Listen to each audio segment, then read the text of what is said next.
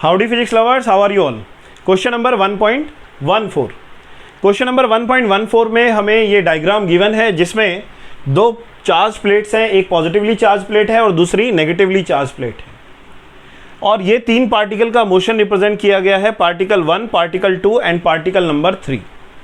Question के first part में हमें बताना है नेचर ऑफ द पार्टिकल्स और सेकेंड पार्ट में हमें बताना है किस चार्ज पार्टिकल की charge by mass ratio that is Q by M सबसे लार्ज होगी।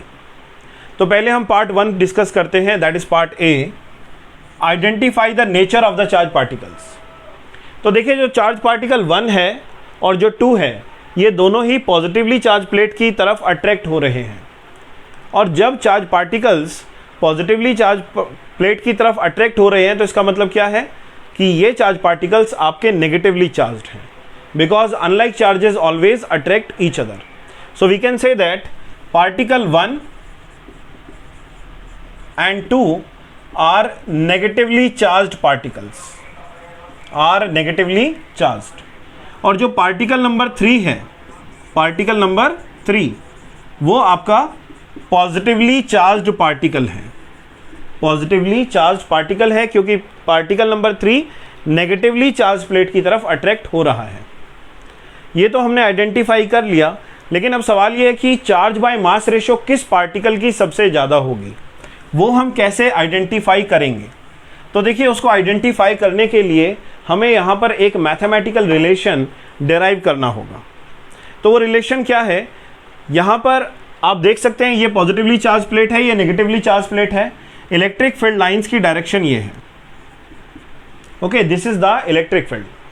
सो इलेक्ट्रिक फील्ड की डायरेक्शन आपकी ये है, from positively charge plate to negatively charge plate. अब यहाँ पर जो भी चार्ज पार्टिकल है वो इन्फ्लुएंस हो रहा है, वो फोर्स एक्सपीरियंस करेगा due to this electrostatic field. वो फोर्स कितनी होगी, so we know the formula of electric field that is equal to Q into E। और जब ये इलेक्ट्रिक फोर्स आपकी चार्ज पार्टिकल्स पर लगेगी तो वो प्रोड्यूस करेगी चार्ज पार्टिकल्स में एक्सेलरेशन। सो ये फोर्स जो है आपकी वो किसके इक्वल हो जाएगी, mass into acceleration. It means MA, mass into acceleration, is equal to magnitude of charge multiply by electric field. So कितना एक्सेलरेशन यहां पर प्रोड्यूस हुआ, that is QE by M। ये एक्सेलरेशन चार्ज पार्टिकल्स में produce होगी due to this given electric field. इस electric field की वजह से चार्ज पार्टिकल्स में इतनी एक्सेलरेशन प्रोड्यूस होगी। बट हमें तो charge by mass ratio calculate करनी है, तो आप देख सकते हो यहां पर charge by mass ratio. So acceleration is equal to Q by M into E। Electric field आपका कांस्टेंट है, बट हमें यहां पर एक्सेलरेशन भी चार्ज पार्टिकल की गिवन नहीं है। तो अब हम क्या करेंगे, हम यूज करेंगे सेकेंड इक्वेशन ऑफ मोशन और उसे लगाएंगे along y axis. So y is equal to u by T plus half a by T square. y is equal to u by T, initial velocity along y axis. तो आप देख सकते हो initially charge particle आपका x axis में move कर रहा है। अगर charge particle initially x axis में मूव कर रहा है तो इसका मतलब y एक्सिस में उसकी इनिशियल वेलोसिटी क्या होगी, 0।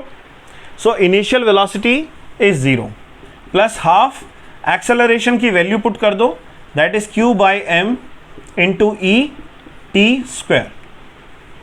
सो Q बाई M की वैल्यू क्या आएगी, Q by M charge by mass ratio is equal to 2 multiply by y, 2 multiply by y divided by E T square, divided by E T square.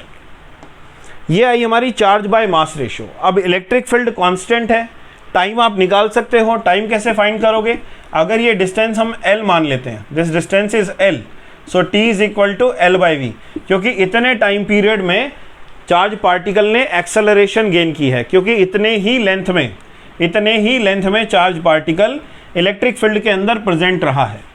तो जब तक वो electric field के अंदर present रहेगा तब तक वो इलेक्ट्रिक फोर्स को एक्सपीरियंस करेगा और उसमें एक्सेलरेशन प्रोड्यूस होगी। So Q by M, charge by mass ratio is directly proportional to y। तो जिसकी y एक्सिस में डिफ्लेक्शन सबसे ज़्यादा होगी वही चार्ज पार्टिकल का charge by mass ratio maximum होगा। अब आप देख सकते हो जो थर्ड पार्टिकल है इसका y डिस्प्लेसमेंट सबसे ज़्यादा है एज कंपेयर टू 1 and 2। तो आप इस फॉर्म में भी निकाल सकते हो, आप थीटा के फॉर्म में भी इसको फाइंड कर सकते हो। जिसका थीटा ज़्यादा होगा, जिसकी डिफ्लेक्शन ज़्यादा होगी, उसका charge by mass ratio maximum होगा। सो आई होप क्वेश्चन नंबर 1.14 आपको समझ में आया होगा। इसी तरह फिजिक्स लव चैनल से जुड़े रहें, अपने फ्रेंड्स के साथ शेयर करें। जय हिंद, जय भारत, #फिजिक्स लव।